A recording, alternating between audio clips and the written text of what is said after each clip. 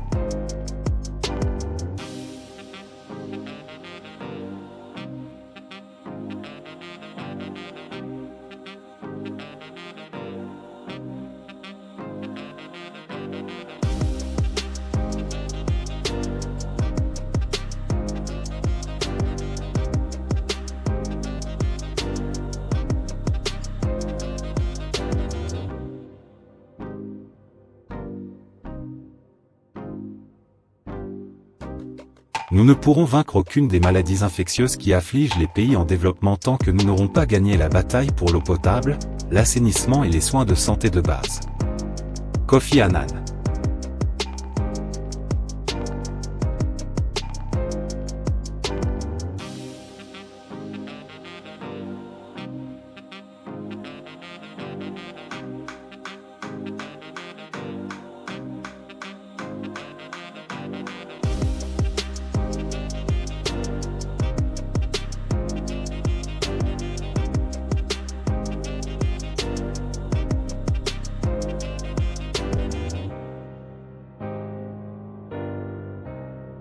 L'assainissement est une démarche visant à améliorer la situation sanitaire globale de l'environnement dans ses différents composants.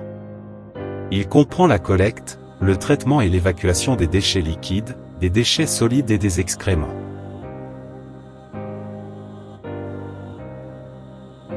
Selon la Banque mondiale, quelques 3,5 milliards de personnes dans le monde restent privées d'installations d'assainissement sûres. Près de 8% de la population mondiale pratique la défécation à l'air libre. Il faut non seulement fournir des installations sanitaires adéquates à plusieurs millions de ménages ruraux, mais l'urbanisation se poursuit dans le monde, et les villes supporteront de plus en plus les conséquences du manque d'assainissement. On estime que 57% des citadins n'ont pas accès à des toilettes qui procurent un service d'assainissement complet, 16% restent privés de services d'assainissement essentiels et près de 100 millions pratiquent la défécation à l'air libre. Des études récentes, toujours selon la Banque mondiale, montrent que si l'on mettait fin à la pratique de défécation à l'air libre, on pourrait sauver des vies chez les enfants car on réduirait la propagation des maladies, les retards de croissance et la sous-nutrition. On améliorerait ainsi le développement cognitif des enfants, et, à terme, la productivité des adultes. Privées d'installations sanitaires adéquates, les filles sont plus susceptibles d'abandonner l'école ou risquent de se faire agresser lorsqu'elles cherchent à s'isoler.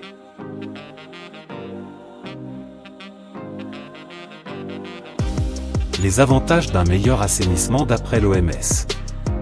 L'amélioration de l'assainissement a des avantages qui vont bien au-delà de la réduction du risque de diarrhée, notamment la diminution de la propagation des helminthias intestinales, de la schistosomiase et du trachome, qui sont des maladies tropicales négligées dont souffrent des millions de personnes.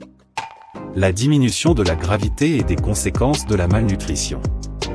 La promotion de la dignité humaine et le renforcement de la sécurité, en particulier pour les femmes et les jeunes filles. La promotion de la fréquentation scolaire. On observe en particulier une augmentation de la fréquentation scolaire des filles lorsqu'elles disposent d'installations sanitaires séparées. La réduction de la propagation de la résistance aux antimicrobiens. La récupération potentielle et sûre de l'eau, des nutriments et de l'énergie renouvelable à partir des eaux usées et des boues. La possibilité d'accroître la résilience globale de la communauté face aux chocs climatiques, par exemple par l'utilisation sur des eaux usées pour l'irrigation afin d'atténuer le manque d'eau.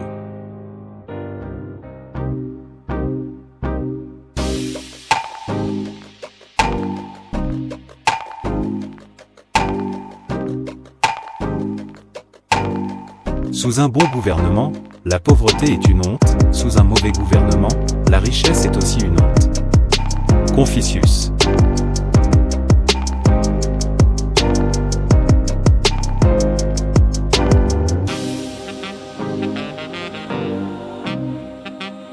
Merci de nous avoir suivis, n'oubliez pas de vous abonner à JNZ1 Sport si vous ne l'avez pas encore fait.